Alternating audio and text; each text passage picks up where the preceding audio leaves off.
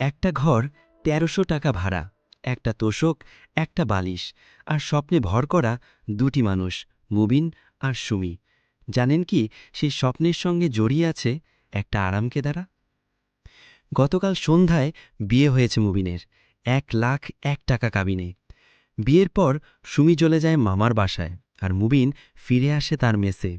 কিছুদিন পর তারা দাঁড়িয়ে যায় এক ঘরের সামনে, ভাড়া মাত্র ১৩০০ টাকা। বাড়িওয়ালা কাগজ দেখে বললেন, আজকেই উঠতে চাও? দুজন একসাথে হ্যাঁ বলল।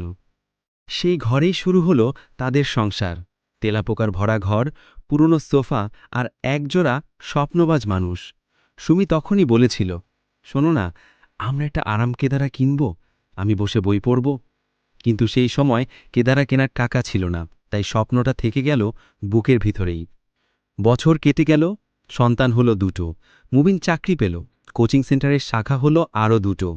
সংসার ধীরে ধীরে এগোলো।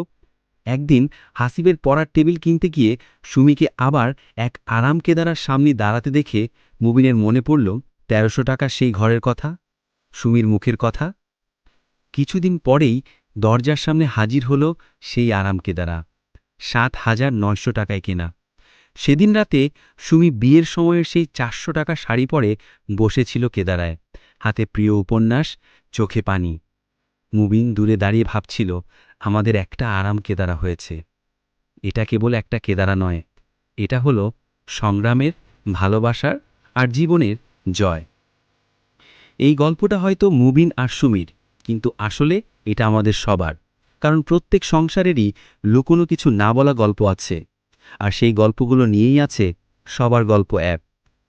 এখনই ডাউনলোড করুন, শুনুন হৃদয়স্পর্শী এপিসোডগুলো, আর শেয়ার করুন আপনার নিজের গল্প।